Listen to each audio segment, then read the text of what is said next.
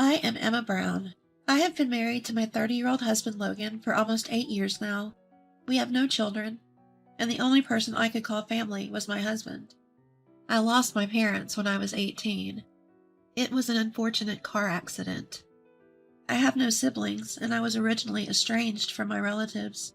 Suddenly, I was all alone. I had social anxiety, so I had no friends, and was all alone. I spent most of my time just crying in the empty house. It was then that I met Logan, who was 5 years older than me. He was hitting on me in the street, and that's how I met him. Logan was bright and just a good old boy. I was in the depths of grief at the time, so rather than realizing the laxity of the situation, I was fooled by his endless cheerfulness and ended up going out with him and even marrying him. I now regret that very much. My husband calls himself a breadwinner, but from my point of view, he's just a deadbeat. He doesn't even try to work diligently. He gets deceived by smooth talk and then gets saddled with debts. He believes he'll turn things around with one shot, but that has never come to pass. He doesn't get drunk and become violent, though. That's about the only thing I can call his strength. I provide for most of the living expenses. However, we cannot live very well on my part-time job as a cashier, so obviously we end up borrowing money from his parents. My parents-in-law were well aware of their son's situation and understood how I felt. They treated me as if I was their daughter, which was really important to me since I've lost my family. My parents-in-law used to give the money directly to my husband at first, but he quickly gambled it away, so now they only give it to me. My in-laws are not wealthy, but they are a little more financially comfortable. But it was very painful for me to continue to live a life being spoiled by my parents-in-law. It's not in my nature, so it's unacceptable for me. I tried to convince my husband many times. A full-time position may be difficult, but I want you to do some work. My husband only laughed as much as I yelled at him. Words don't get through to him. After trying many things, I finally reached the point of giving up. I was always ready for a divorce. However, if we divorce, my parents-in-law will be saddened. I could not make a decision and could only continue to live in frustration. Until one day, I was getting ready to go to my part-time job. I looked over at the couch and saw that my husband was lying on the couch, looking at a dubious pamphlet. He read the text with a grin, making light of it, and eventually fell asleep. This was his routine. I once pretended to make a mistake and threw a basket full of wet laundry at him. I was unintentionally impressed when he didn't move from his good spot, even after being hit by the basket. No matter what I say, he doesn't listen, and no matter how many times I warn him, he doesn't stop. I was prepared to run away at any time rather than spending time with my husband. It was more efficient. I left the house as usual and saw a girl a short distance away. That's someone I know. It's Mia, my husband's sister, my sister-in-law. She is quite a bit older than my husband, and would have been 17 this year.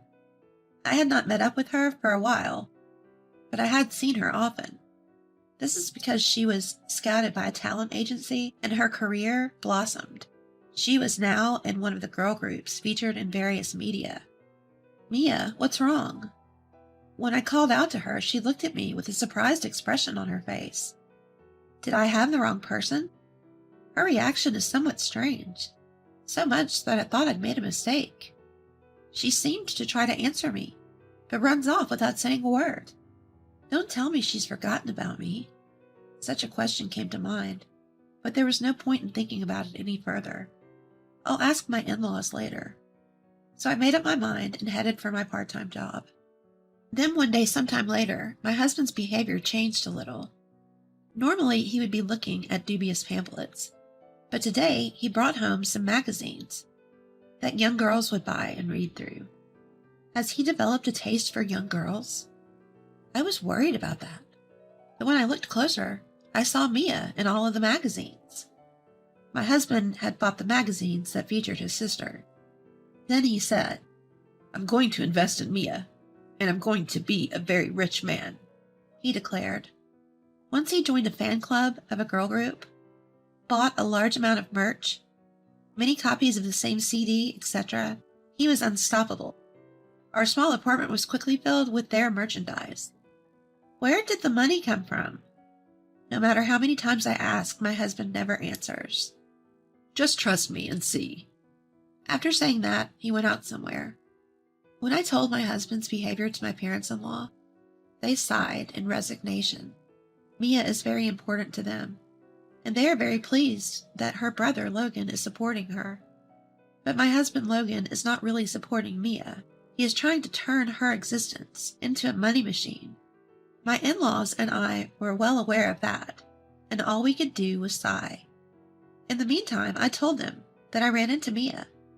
Then my parents-in-law looked at me strangely. "Mia has moved into a dormitory provided by her agency for her showbiz activities. They said that since she'd moved into a city that is a long way from here, she should not be able to return so quickly.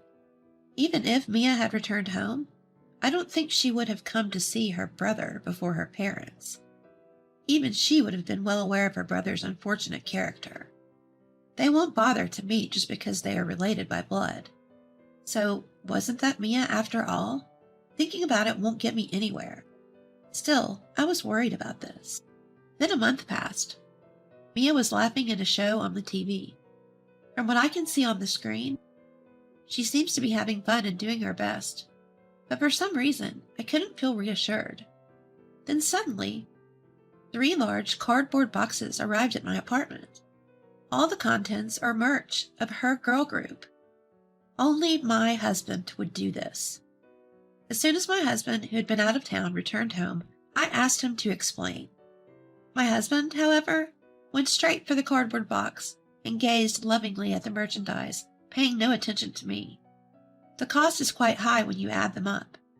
When I asked him how he purchased it, my husband said, to my disbelief, "I sold your new house. I sold for $20 million, and I'm investing it all in my sister." What a thing to say. Stop messing around. I was so angry that I pressed my husband for answers. My parents had left me a small house and a small amount of savings. I could not go home right away after I got married. Still, for me, it's a precious house filled with family memories. If we get divorced, I'm going back to that house. With this in mind, I had it renovated. Unfortunately, it's so dilapidated that it's almost as if I'm building a new one. I've been fixing it up little by little with the precious money my parents left me. This man sold such an important house for his own reasons. For the most part, I didn't tell my husband about the existence of the house. How did this guy know? I can't stop feeling nauseated by the disgust that comes over me. My husband was grumpy when I accused him of selling it without my permission. "What? I can get you as many documents as you want. It's for my sister. Wouldn't you be willing to help us?" Then he laughed. What does this man think people's feelings are? The next thing I knew, I was running out of the house. I couldn't stop feeling angry and said, not knowing who I would hit at this point, I headed for an unpopular park. There was no one in that park, since it wasn't well known. I've walked quite a bit, so I'm a little less angry. Sitting on an old bench, looking into the distance, I saw a figure around the sandbox. Is it a child? No, it's a bigger boy. I casually looked at the figure and eventually realized that it was someone I had seen before. No doubt, without thinking about it, I ran toward that person. A figure notices me and hurries to leave the scene. I called her name, and Mia stopped. The look on her face renders me speechless. She seemed so dead inside. Her face was pale, and her eyes looked vacant. People whose hearts have been broken are usually like that. So did I. So I knew immediately what was happening to Mia. Mia refused to take my hand. "Do you want something from me too?" I don't know what she meant, but I'm sure she's having a hard time. I couldn't find the words I wanted to say. Trusting my own experience, I told Mia, "I don't want anything from you. I just want you to do something." With that said, I turned my back. I wanted her to follow me. That was my only request. Mia stands still in silence. Then she followed me slowly. After shopping at a nearby home improvement center, we headed for the riverbank. It's a place that's open for camping when the season arrives. As one would expect, no one is using it now that it's autumn and it's dusk. I heated water on the gas stove I had procured without talking to Mia. Mia stares into the fire on the gas stove and watches the water boil. I made cup noodles. We ate together without exchanging words. Mia was crying quietly. We used to camp here together a long time ago. That was before I got married. Mia, who was still very young, loved me like an older sister. She must have felt touched by the innocence of those days. Mia continued to cry until the sun went down. Autumn nights are still cold. It was difficult because we had not planned to stay this long. I hurriedly gathered stones and picked up some branches to make a fire. Mia and I were shoulder to shoulder as we watched the mysterious flickering flames. Mia was still having a hard time in the city, apparently. In order to survive as celebrities, they were required to suppress their emotions. They have to keep smiling. That seemed to be more difficult than anything else. And to the adults around her, she is just a commodity. There is always talk of money and never being appreciated as a human being. In such an environment, Mia's heart was broken. She had been patient enough not to worry her parents, but she had reached the end of her patience. However, she could not confide in her parents, and the idea of meeting up with me came to her. So she came to my house that day. But if she sees my face and confides her feelings to me, her heart will be broken all at once. She felt this way and ran away in fear. Her feelings were painfully clear to me. There needs to be a perfect balance in releasing stress from a taut mind, but if done incorrectly, it will collapse at once. It will never be the same again. It makes sense, but there was no mistake about it. So I said nothing and just hugged her little body. That must have made her happy. Her face, illuminated by the bonfire, was now smiling. It's said that people become incapable of telling a lie when they are in front of a bonfire. Next thing I knew, I even told her that my husband had sold my house. When Mia heard about her brother's behavior, she apologized repeatedly. But it's never her fault. I looked up at the starry sky, regretting that I had spoken about it.